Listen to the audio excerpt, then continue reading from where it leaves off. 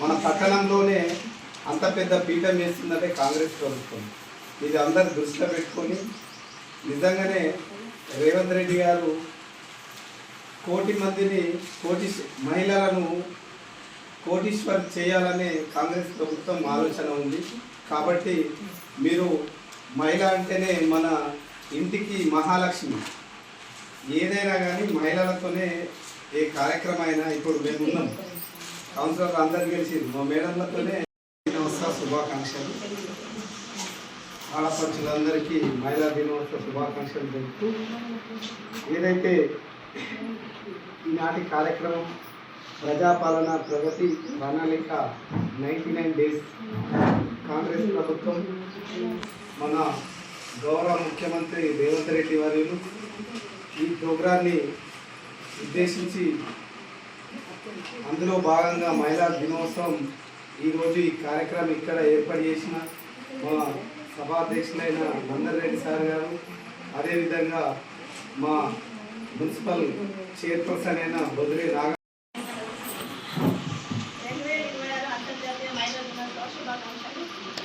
మహిళలు అన్ని రంగాల్లో ముందుండాలి, అంతర్గతంగా విద్యాపరంగా ముందుండాలని ప్రతి తల్లి పిల్లలను మానసిక నైపుణ్యంతో ధైర్యంగా పెంచాలి. ఆర్థికంగా బలపడడానికి కొత్త కొత్త పనులు నేర్చుకుందాం. ఈ మహిళా దినోత్సవం సందర్భంగా దీవులలో ఉన్న ప్రతి ఒక్కరిని చైతన్యవంతులుగా చేద్దాం.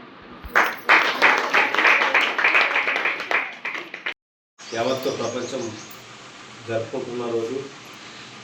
ఎందుకంటే మహిళలకు సంవత్సరంలో ఒక రోజు మేము మహిళలుగా అనే గుర్తింపు యావత్తు ప్రపంచం జ్ఞాపకం చేసుకునేందుకు ఒక రోజు అనేది ప్రపంచంలో ఈ రోజు కేటాయించడం జరిగింది. మహిళలు ఎప్పుడైతే ఆర్థికంగా కుటుంబాన్ని డెవలప్ చేస్తూ ఆరోగ్యంగా ఉన్నప్పుడే ఆ కుటుంబము మంచి కుటుంబంగా ఏర్పడి ముందుకు నడపగలుగుతారు. అంటే మగవారు ఎన్ని కష్టాలు చేసి ఎంత అది చేసినా కానీ ఇంటి దగ్గర ఆడవాళ్ళు ఆ కుటుంబాన్ని మంచి పొజిషన్లో నడిపినప్పుడే ఆ కుటుంబం బాగుపడుతుంది, ముందుకు వెళ్తుంది. ఇంటిలో మనము ఎన్ని కష్టాలు పడుతూ అంటే పొద్దున లేచి నుంచి వాకిలు ఊడవటంతో పాటు రాత్రి పడుకునేదాకా మగవారి కంటే ఎక్కువ కష్టాలు. మగవాళ్ళు 10% కష్టపడితే 100% ఆడవాళ్ళు కష్టపడతారు. కష్టపడప్పుడు ఆ ఇల్లు సక్రమంగా ఉంటుంది. పిల్లలను ఒక మంచి పొజిషన్లో నడపగలుగుతారు. అంటే మగవారు కష్టపడి ఇంట్లో ఏం జరుగుతుందో అనేది చూడరు.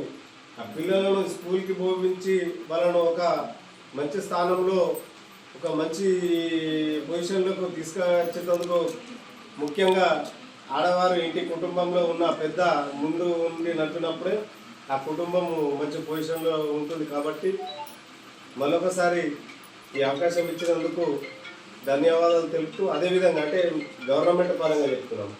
ఇప్పుడు 99 రోజులు ప్రోగ్రాము ఏదైతే సీఎం గారు ఈ ప్రోగ్రామ్ని తీసుకున్నారో ఆ ప్రోగ్రాంలో భాగంగా మీకు ఈ 99 రోజు ప్రోగ్రాంలో భాగంగా మీకు కూడా ఇదే రోజు ఈ మహిళా దినోత్సవం రావడం చాలా సంతోషకర విషయము.